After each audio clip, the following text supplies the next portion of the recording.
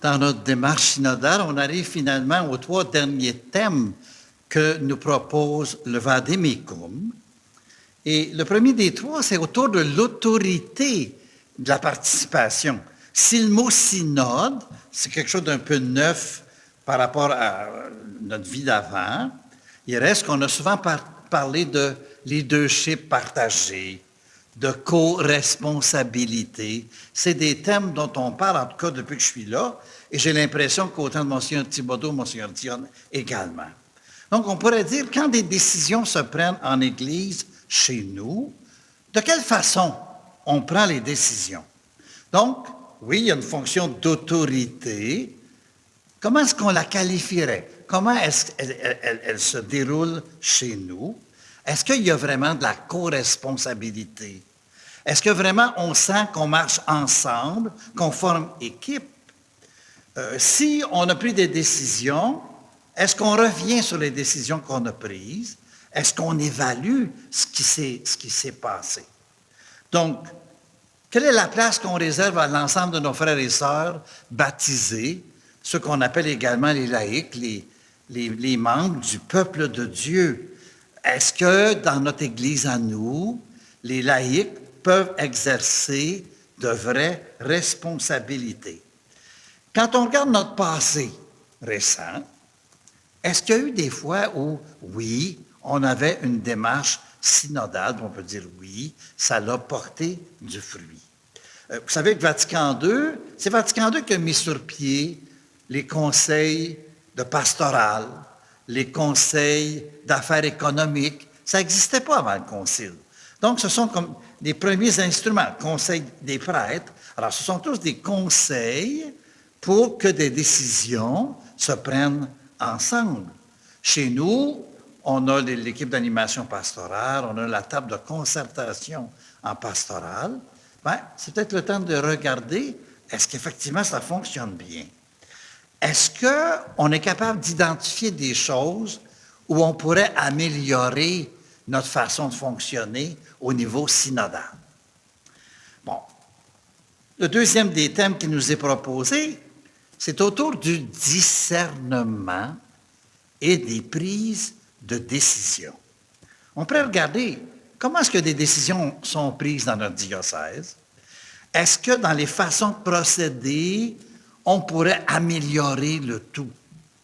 Donc, oui, il y a un évêque, il y a des prêtres, mais comment est-ce qu'on peut fonctionner pour encourager la participation de tous les membres de la communauté? Quand on dit marcher ensemble, ça veut dire que, c'est un petit peu depuis le début de la démarche synodale, de dire chacune a des lumières à apporter, a à contribuer au discernement. Est-ce qu'on est déjà en mesure d'écouter ensemble ce que Dieu nous dit? Qu'est-ce que Dieu attend de notre Église dans le nord-ouest du Nouveau-Brunswick? Comment on peut remplir notre mission aujourd'hui? Bon, des fois, on dit, j'ai consulté, mais après ça, j'ai fait à ma tête. Est-ce que quand on consulte, ça a un impact sur les décisions? Alors, peut-être reviser un peu ce qu'on a vécu dans ces dernières années et regarder comment on a fonctionné. Est-ce que vraiment dans notre Église, on peut dire qu'il y a de la transparence, que ce qui se brasse, bien, il y a de l'information autour de ça, et on se sent responsable ensemble de cette Église-là. Peut-être qu'on a encore du chemin à faire dans le discernement communautaire. Et peut-être qu'on peut mettre le doigt dessus, qu'est-ce qui pourrait nous aider à donner encore plus de place à cette dimension-là. Dernier thème qui nous est offert, dans le fond, tout le synode. Vous savez, le pape a dit, il veut une Église synodale pour le 3e millénaire. Ça veut dire 1000 ans. Hein? On ne sera pas là à la fin de ça. Maintenant, peut-être que le pape sent le besoin qu'on apprenne comment fonctionner. C'était peut-être une façon nouvelle de fonctionner. Alors, comment on se forme à s'écouter mutuellement, à s'accueillir, à se respecter? Donc, pour le pape, ce qu'on fait maintenant, c'est une expérience, on apprend à mesure qu'on le fait. Donc, retrouver cette dimension-là synodale dans nos communautés chrétiennes, les paroisses, le diocèse, même dans les familles, apprendre à s'écouter et être capable d'exprimer ce qu'on croit avec respect, vérité et amour.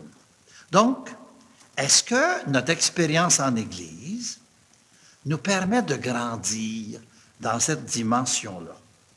Donc, comme je le dis, est-ce qu'on apprend à s'écouter et non pas à éliminer tous ceux qui ne pensent pas comme nous? Donc, de réaliser, on est tous appelés à être missionnaires ensemble.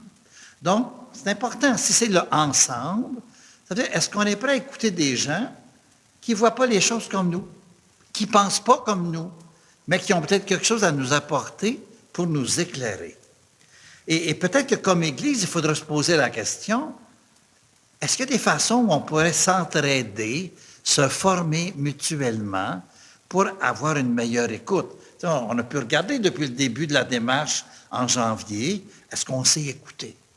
Est-ce qu'on est capable de s'exprimer dans l'amour et le respect? Donc, être capable de voir. Processus de discernement, ça veut dire, oui, on essaie d'être à l'écoute de la parole de Dieu. On essaie d'être à l'écoute de l'Esprit Saint qui travaille, qui est présent. Et on met tous ensemble pour voir où l'Esprit nous conduit. Il me semble que c'est ce que le pape souhaite pour notre Église et pour toutes les églises du monde, dans le fond. Alors, on va finir nos consultations avec la fin du printemps, mais cette démarche synodale, cette façon de faire synodale, ça devrait nous accompagner pour le millénaire. Donc, on ne verra pas la fin. Au contraire, on devrait approfondir, progresser dans cette ligne-là et avoir une Église plus à l'écoute, être capable de discerner ce que Dieu veut de nous, puis de ne pas avoir peur des changements que ça pourrait apporter dans notre Église. Ça permettrait à notre Église de mieux porter du fruit et d'être plus fidèle à sa mission. Je vous souhaite un bon partage.